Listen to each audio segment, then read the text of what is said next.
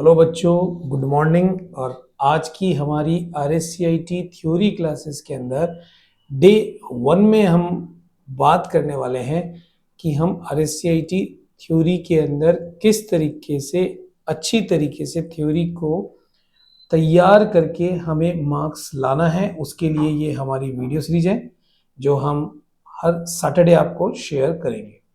RSCIT theory को start करने से पहले हम एक चीज बता देते हैं कि जो RSCIT है उस RSCIT का जो पेपर होता है वो 100 मार्क्स का होता है। इसके अंदर 30 मार्क्स जो होते हैं वो आपके प्रोजेक्ट के लैब के होते हैं और वहीं आपके जो 70 मार्क्स होते हैं वो आपके जो क्वेश्चंस हैं, जो MCQ बेसिस क्वेश्चंस होते हैं, उनको आपको एग्जाम में सॉल्व करना होता है। टोटल 35 क्वेश्चंस होते हैं। उस 35 क्वेश्चन में से आप ये मान के चलें आपको 14 क्वेश्चंस करेक्ट करने जरूरी है। तो इन्हीं 35 क्वेश्चंस को अगर हम अच्छी तरीके से कर आएंगे वहां पे तो हमारा रिजल्ट अच्छा होगा। तो उसी को ध्यान में रखते हुए हमारी ये सीरीज हमने आपके लिए तैयार की है। मात्र हम 20 से 25 मिनट्स हर सैटरडे आपको ये वीडियो रिलीज करेंगे। आप इसे जरूर देखें। हम उम्मीद करते हैं कि इस वीडियो से आपको थ्योरी पेपर में ज्यादा से ज्यादा मार्क्स मिलेंगे और आपको कंसेप्ट भी क्लियर होगा। तो चलिए आगे बढ़ते हैं। नेक्स्ट जहां स्लाइड की हम बात करते हैं, आज हम देखेंगे कि हम क्या पढ़ने वाले हैं, जिसके लिए हम पहले इसको रफ कर देते हैं जिससे आपको स्क्रीन क्लियर हो जाएगा।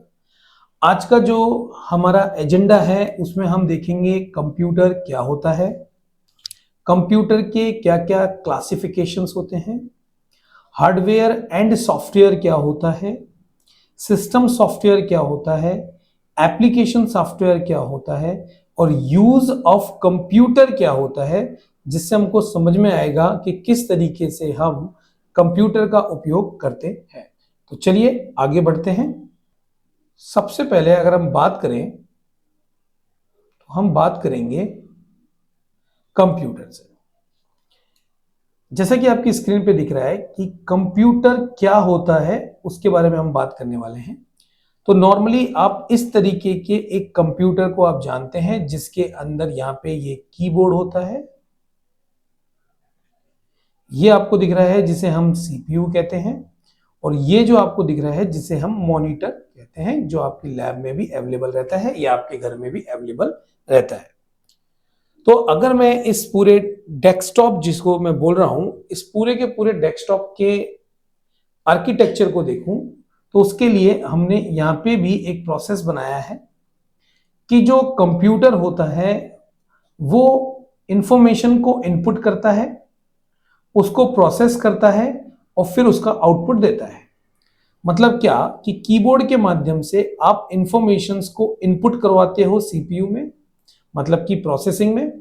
प्रोसेसिंग यहाँ पे होती है, प्रोसेसिंग होने के बाद जो भी रिजल्ट्स आता है वो रिजल्ट्स यहाँ पे शो होना लग जाता है। तो मतलब हम ये कह सकते हैं कि कंप्यूटर जो है, क्योंकि वो बिजली से चलती है इसलिए उसके इलेक्ट्रिक डिवाइस के कैटेगरी में माना जाता है। तो जब भी यूजर द्वारा जो भी इनपुट दिया जाता है, मतलब कीबोर्ड के माध्यम से आपने इनपुट दिया, मतलब कि कोई ना कोई इंफॉर्मेशन आपने दी, उस इंफॉर्मेशन पे प्रोसेस किया जाता है और उसका रिजल्ट करके आउटपुट पर दिखाया जाता है।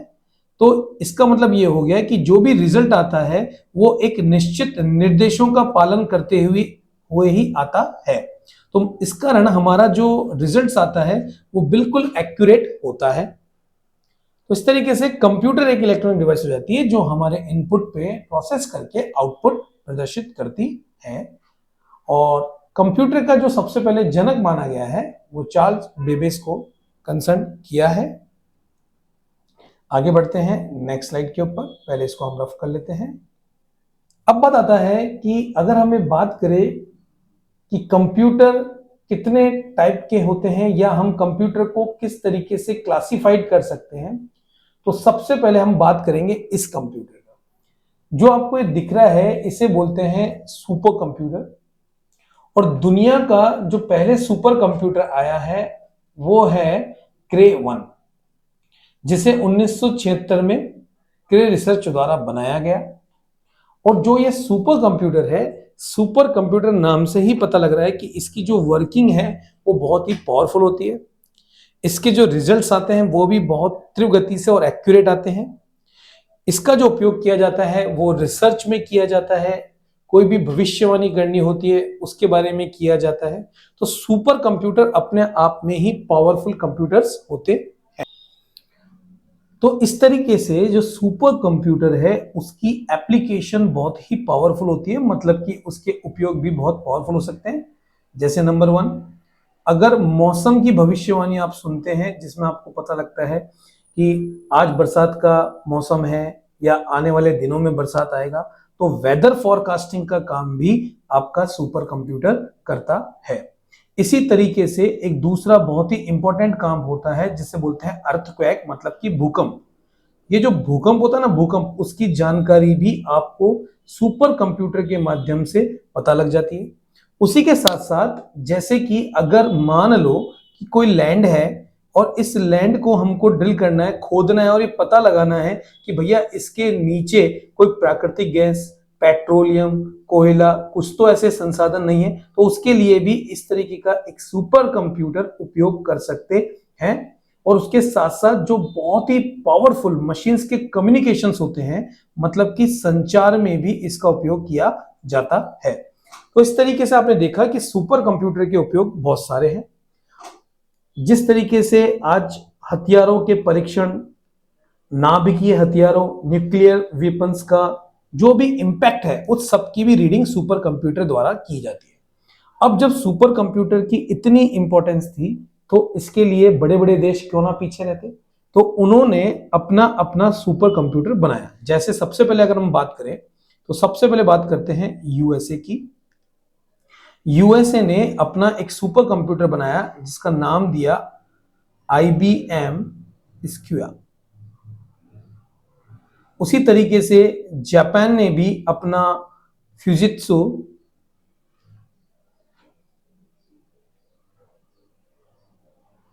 के कंप्यूटर बनाया जापान ने। और तीसरा कंप्यूटर भारत की अगर पॉइंट ऑफ व्यू से हम बात करें तो उसमें बनाया परम कंप्यूटर। तो ये तीनों कंप्यूटर्स आपको सुपर कंप्यूटर्स के नेम याद रखने हैं।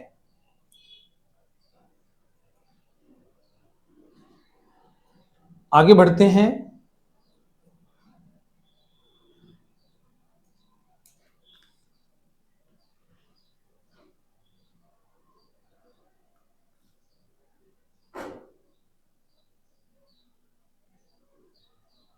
ये जो आपको नेक्स्ट कंप्यूटर दिख रहा है इसे बोलते हैं main frame computer.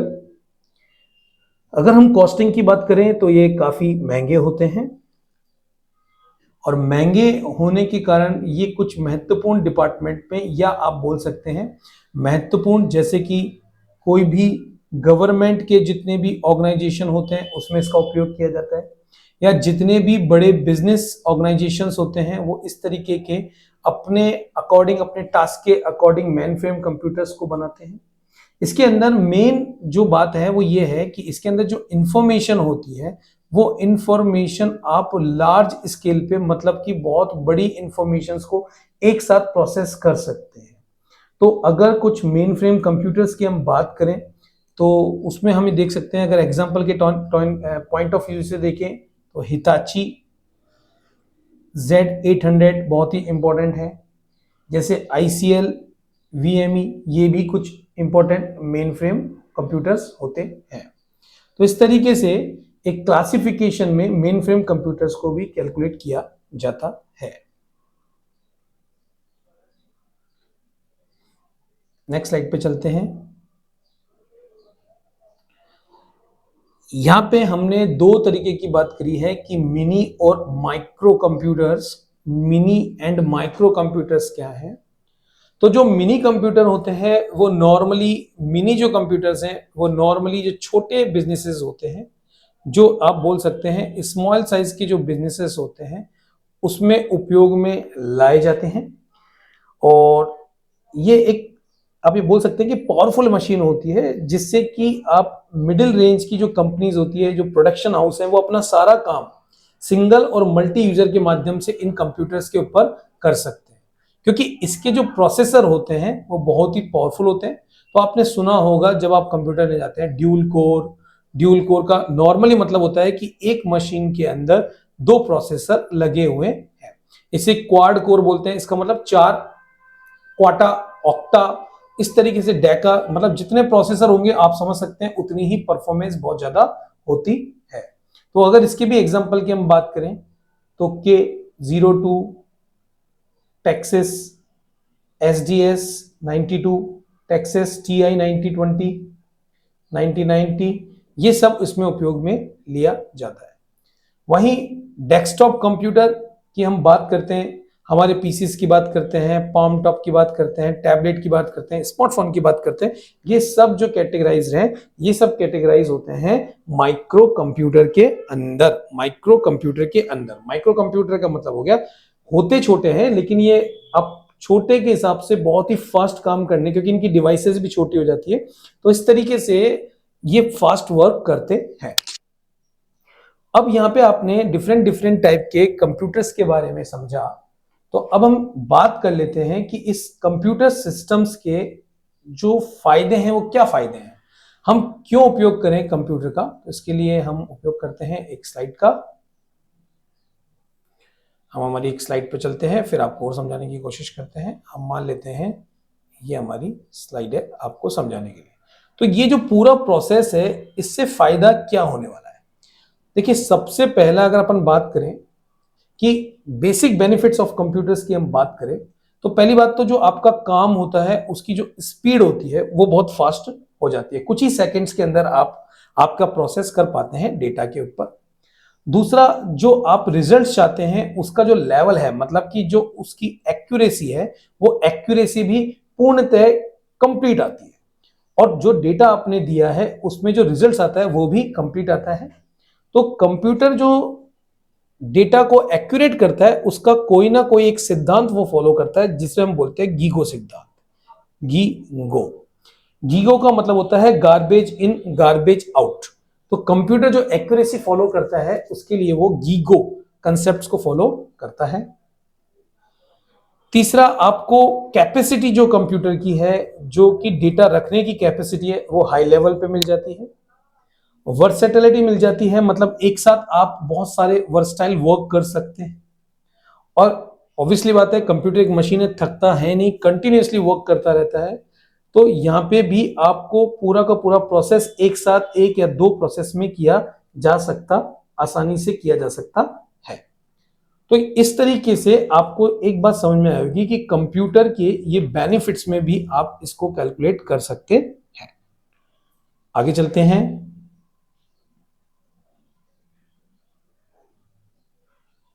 Next slide में बात करते हैं हम, हमारी नेक्स्ट स्लाइड निकाल लेते हैं। ये हमारी स्लाइड्स कवर हो चुकी है।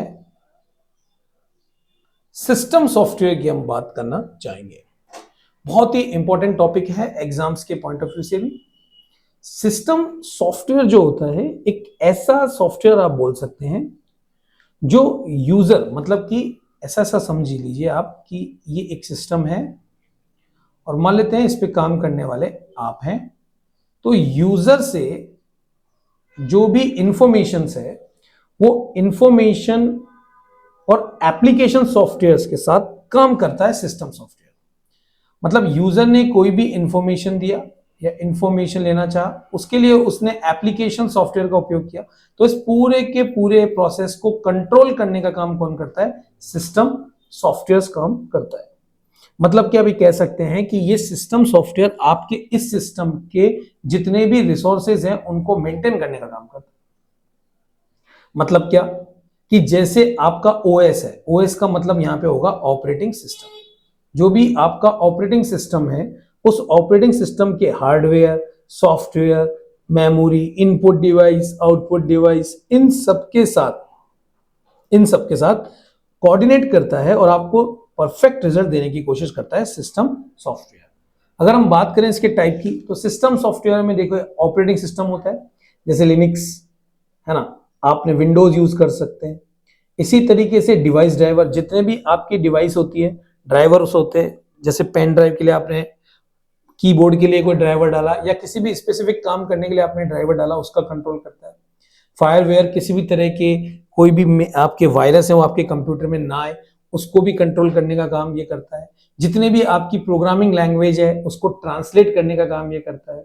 जितनी भी यूटिलिटीज है, मतलब कि जो आपके आप ये बोल सकते हैं कंप्यूटर में वर्क करते हुए जो आपके स्पेस है वो अनडिजायरेबल फाइल से हटाना है, अनडिजायरेबल फाइल को डिवाइस हटा के रखना है, डिलीट करना है, उन सबको मेंटेन करने का काम कौन करता है?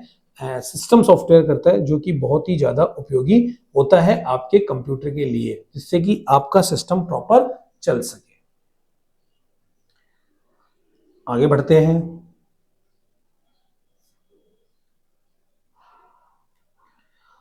अब उसके बाद बात करते हैं जो बहुत ही ज्यादा इंपॉर्टेंट है कि कंप्यूटर के अंदर अगर हम इस इमेजेस को हमने जो लिया है उसमें देखें तो इसे बोलते हैं हार्डवेयर।